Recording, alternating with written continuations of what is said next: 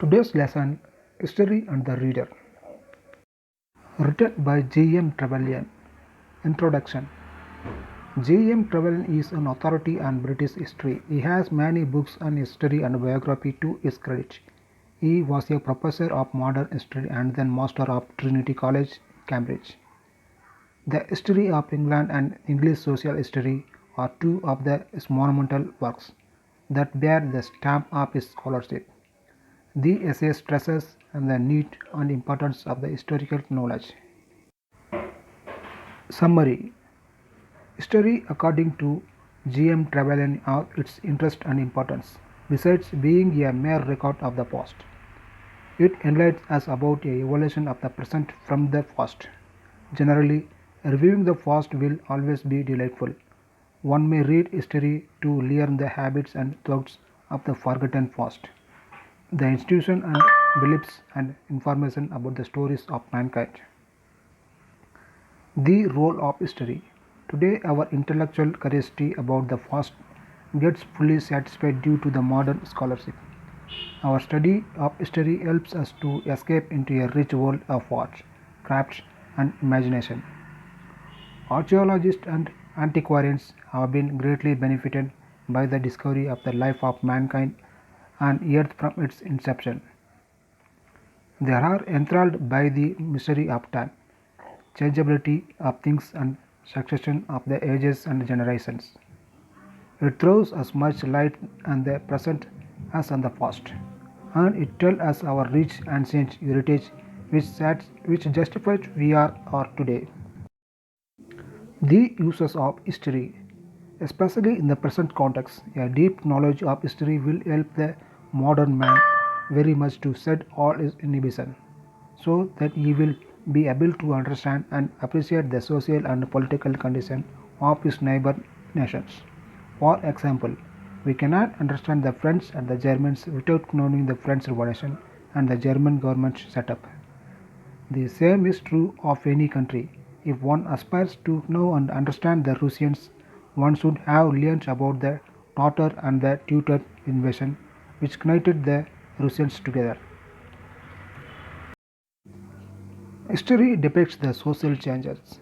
If we know all this, we will become generous enough to follow and accept their way of life and their governments. So, a perfect historical knowledge is always desirable, lest we will also commit the same mistakes of Mr. Fox, who called history as a bunk. Our knowledge of any country's history may be considered perfect only when we are able to correlate the past with the present in the right perspective. If we fail to do so, it will result in misconceptions, as it is happened in the case of the author's American officer's punch. He said that he thought that England was still continuing with its traditional ways of life, with its reserves and feudal aristocracy. So the author remarks that it would be have been right, had to come before the Hundred Years' War.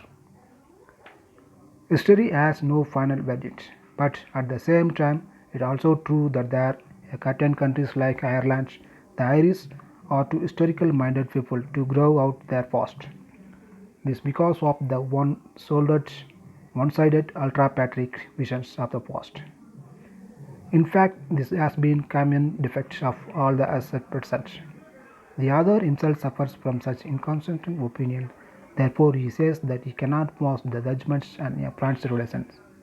So he honestly believes that there can never be a final verdict history. History should be rich and biased. Trevelyan advocates that we must always approach any social or political affairs without prejudice views. Such discipline can be attained by a careful and thorough reading of history. This will enable us to develop broad-mindedness and mental poise. Even then, it is quite possible that all of us may not agree in our views, but to a fair extent we will gain wisdom and understanding. The importance of studying history. Therefore, it becomes necessary on the part of the historians that he must present history in a variety of forms readable by different sections of the public. He must also make it fascinating by his faithful and interesting presence without distortion. To put it the other words, history being a sincere and interesting record of man's evolution must be more interesting than in the first chapter of Genesis. As it contains religion, science, art, and literature, it is more wonderful than the wonders of the physical science. Even though history is a mystery of unsolved, it is a solid fact since the proper study of mankind is man.